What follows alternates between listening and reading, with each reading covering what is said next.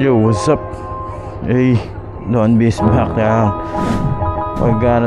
pag-usapan natin, no, kung bakit hindi na ako naglalamove ngayon.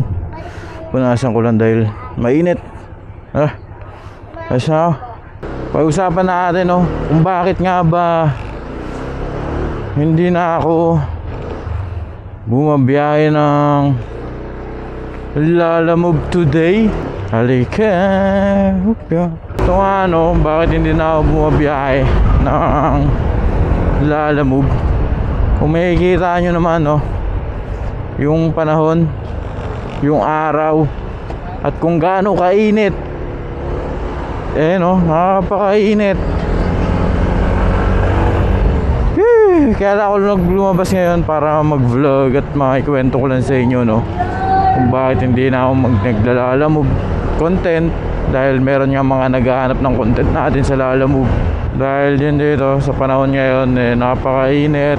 Tapos napaka baba na ng fare nila Lalamove. Di naman sa inaano ko sila Lalamove, pero napakababa na talaga. Halos nalulugi ako sa gasolina, nalulugi ako sa maintenance ng motor. Kaya tinigil ko na muna maglalamove content. Tsaka napakainit kung maano tayo sa initan, ma-heat stroke tayo, di ba? Yung kinikita natin sa Lalamove, pampagamot lang natin. At tsaka may day job din kasi ako. So ayun ang pinagkakakitaan ko talaga, araw-araw yun.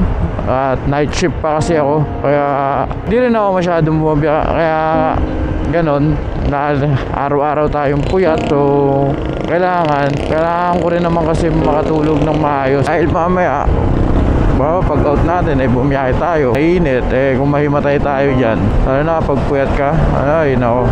Kaya pagka out ko kasi gusto ko makatulog na agad. Pwede naman yung ganon, di ba? Matulog muna ako, tapos pagising ko, tsaka ako babiyahe ng mga, kung sakaling magising ng tanghali, biyahe akong tanghali ba?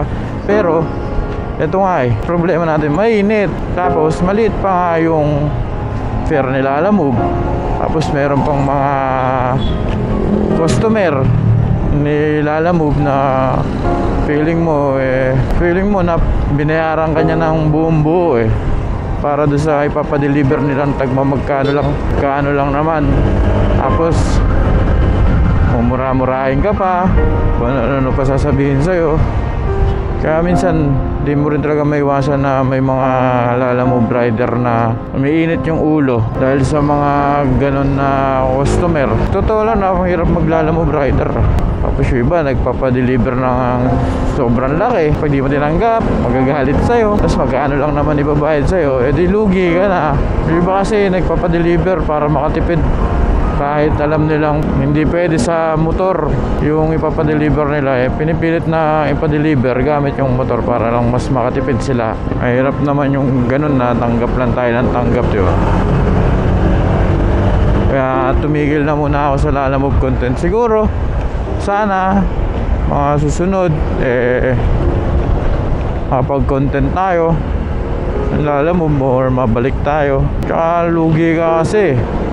Bihin natin kung kumita ka ng 1,000, bihin natin 1,000 sa isang araw. Pero sa ngayon parang ang hirap na kumita ng 1,000 sa Lalamove. Siguro full time, mga ilang oras mong trabahuin, makukuha mo 1,000. Pero bihin natin sa 1,000 na yon, may kaltas na sila Lalamove. Pero yung pang gastos mo pa sa gas, gastos mo sa kain, kasama na natin yung kung magtatabi ka pa pang maintenance mo, di ba? Magkano na lang yung makukuha mo, magkano na lang yung maiuwi mo ba? Halos malulugi ka, di ba? Lugi.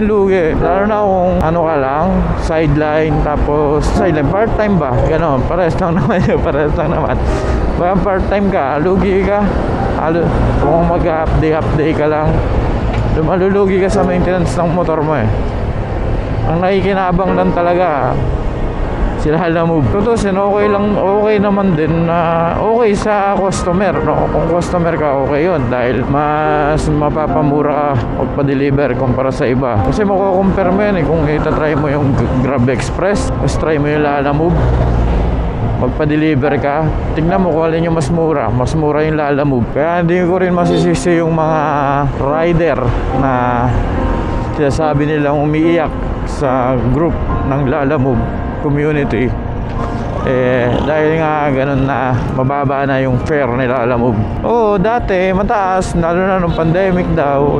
Ako hindi ko naman naabutan yun. Hindi naman ako nag-Lalamove rider nung pandemic dahil meron nga tayong trabaho. Para sa mga rider natin dyan, sa mga lahat ng rider, hindi lang Lalamove rider, mga Grab rider, MC taxi rider, mga Angkas, Joyride, Move It, Grab, shoutout sa inyo mga idol, no? Shoutout sa inyo sa mga patuloy na lumalaban sa buhay kahit napakahirap maging isang rider. Tuloy-tuloy lang. Huwag tayong susuko hanggat hindi pa natin nakukuha yung goal natin, hanggat hindi pa tayo nagsasucess. Tuloy lang natin, sipagan lang natin. Shoutout sa inyo mga idol, yung mga kahit ganito katirik yung araw, pinipiling bumiyahe pa din. Kaya payo ko lang sa inyo, dala kayo lagi ng tubig mga idol, no? Stay hydrated para hindi tayo ma-heat stroke, hindi tayo ma-dehydrated dahil napakahirap magkasakit ngayon. Mahirap, baka mamaya yung pinagkakabuhayan nyo hindi na tumapos sa inyo, no?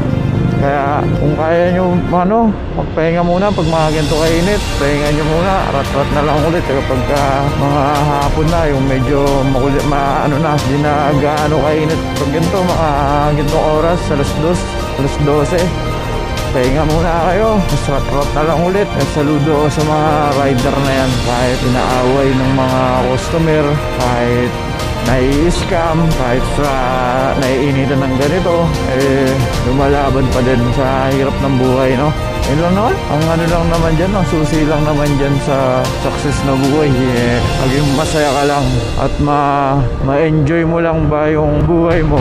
Yun lang naman na maganda dun dito sa mundo, hindi naman payamanan baga pasarapan ng buhay. Mayaman ka nga, hindi mo naman na-enjoy yung buhay mo, wala rin, puro ka lang trabaho, diba? Enjoy mo na lang yung buhay mo. Kung sakaling hindi mo kayang yumaman naman, enjoy na lang tayo kahit sa mga simpleng bagay. Enjoy na lang natin. Kaya mo pa rin naman na sumaya kaya mo pa rin naman mag-enjoy kahit hindi ka mayaman. Kaya mo mag-enjoy naman sa buhay. Hindi tayo magpapakapagod masyado sa mga buhay tuloy, sa mga bagay-bagay na i-stressin ka lang. Sa mga bagay na may stress ka, huwag tayo magpakapagod dun. Magpakapagod tayo kung saan tayo masaya. At ayun nga, siguro mga idol, ayun lang ang akin, point ko lang naman yun. Bakit din ako naglalamove, para sa akin kasi napakababa na nga. At yun, siguro ayun lang. At dito ko na siguro tatapusin yung video. At bago ito tapusin, para sa mga rider natin, shoutout ulit sa inyo. At lagi kayong mag-iingat. Siguro hanggang dito na lang. Babush! Woo! Hey!